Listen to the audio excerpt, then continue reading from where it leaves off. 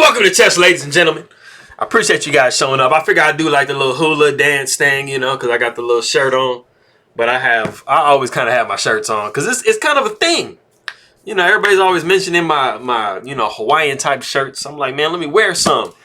So, I have the round 2 game for you guys from the finals between Wesley So and Magnus Carlsen. They just got done playing it right now.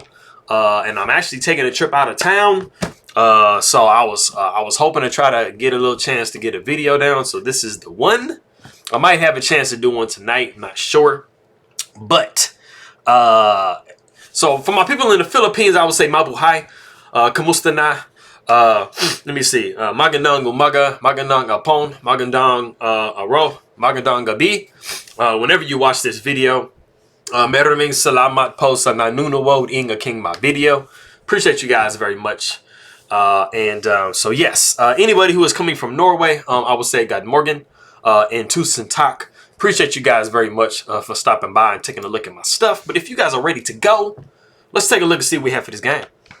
So we got D4, D5, C4, C6. So we're kind of breaking away from the traditional like Queen's Gambit situations, Nimzo Indians type stuff. And we do have a Slav defense. So we see knight to F3. You know, of course you can go knight to C3 here. And then kind of wait to see what black is going to do. I mean, sometimes they'll go knight to F6. Or they'll just close it up immediately, do like a semi-Slav type situation. It's just kind of just, you know, just how they want to do. Of course, you're not going to be pinning anything with bishop to G4. Even though it is tried, you know, it usually allows you to just get like a nice little pawn center rolling. So, like I said, we do see knight to F3. Knight comes to F6. We see E3. Bishop comes to G4. Now, after the knight has committed to F3, we see bishop to G4, but it's not a problem because we do see H3. And then bishop takes on F3. And then we see queen takes F3. So we see E6. Knight comes to C3. We see knight B to D7. We see A3. You know, we don't want to see any bishop to B4s coming. Not that it's really going to be that bad of a situation, but, you know, in conjunction with bishop to B4, we might be able to see some knight to E4s. And that can be kind of annoying. So we do see G6. Bishop comes to D2. We see bishop to G7. Pawn takes D5. Pawn takes D5. And then we do have bishop to D3. And as you can see, white is doing good. I mean, they've gotten all their pieces developed. You know, they have some look for their king. You know, pretty much whatever side he wants to go to. Most likely this side. But, you know, they've managed to, you know, get all their pieces into play and stuff like that. This bishop isn't really doing the best. I mean, this is probably the best square for it, but because they have, you know, they have push G6 and Fee and Kettling, you know, their bishop. This bishop doesn't have a great amount of influence, but you know, we do see castles by black. We got castles by white, and then we have the A6. And this is the novelty of the game as of today, and so. You know, basically, I think what Carlsen is actually doing in this position, he's just playing a waiting move. There really isn't any particular, like, you know, reason for him to play A6. Like, it's not like he's preventing, like, a knight to B5 or bishop to B5, because he does already have this C5 pawn here. Yes, he's wanting to possibly at some point try to push the pawn to C5. You know, he's not worried about knight to B5. So I think he's kind of just saying, hey, man, I'm going to wait and see what, you know, Wesley So wants to do. You know, also in this tournament, I think he's just playing cautiously right now because he is actually leading the tournament against Wesley So right now. So, yeah, that might be his reason for just, you know, making sure he plays solid and doesn't play like, you know, any type of crazy moves. So we do see rook F to C1. We see rook over to E8. We see B4. And then we follow that up with B5. You know, just basically both sides trying to push and then, you know, preventing the other from pushing.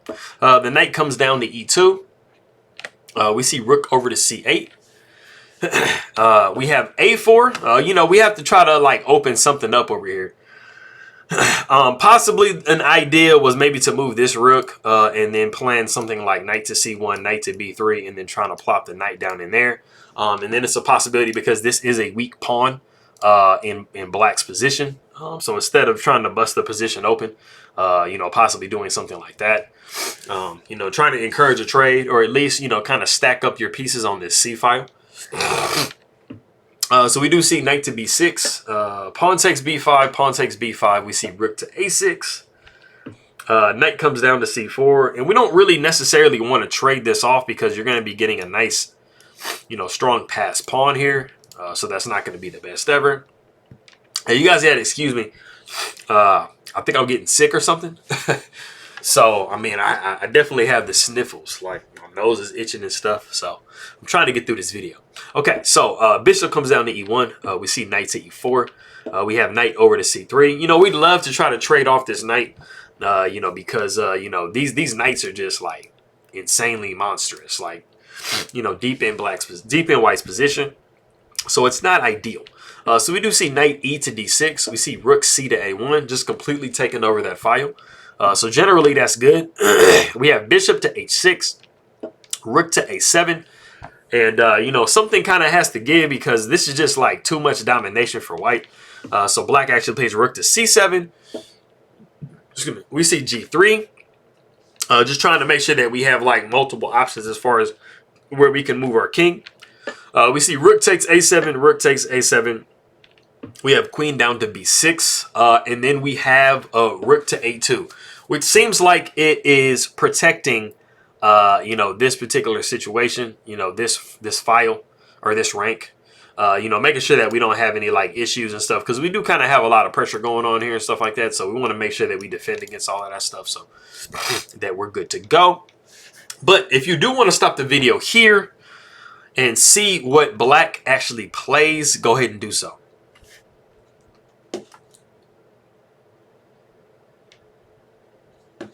All right, cool. So even after what I just got done saying, there's still a sacrifice in the position. And the strongest move in the position is actually knight takes e3. You know, idea being that, you know, of course, if you take back with the pawn, you're going to be looking at check here. And, you know, the king has to move somewhere. You know, you can block here like this, but, I mean, you're going to be having the queen taking and stuff like that. And you just have, you know, this knight is able to come back into these squares and stuff like that. So it's like you're actually getting, even though you're giving up a piece, you're actually getting a lot of pawns in exchange. And it's going to allow you to, you know, try to get these pawns rolling and stuff like that. So it is a pretty dangerous position to be in. And so, like I said, we did see knight takes e3. We see rook over to e2 trying to pin this knight down. But we do see queen taking d4. And then we see bishop down to b1. And then we see knight e to c4. And it is in this position that Wesley So does resign the game. And, you know, this knight just kind of retreats back to the square it came from. Like, hey, I've done my damage. Let me just get up out of here. And so, basically, if we back up to, you know, after knight, queen to b6 attacking this undefended rook, it was much better to actually defend with rook to d7. Because then after knight takes e3, you actually can just take rook takes d6. And that's kind of a way for you to defend the position. So it's not, I mean, this is actually better for white. But we didn't see that. Like I said, we saw what we saw.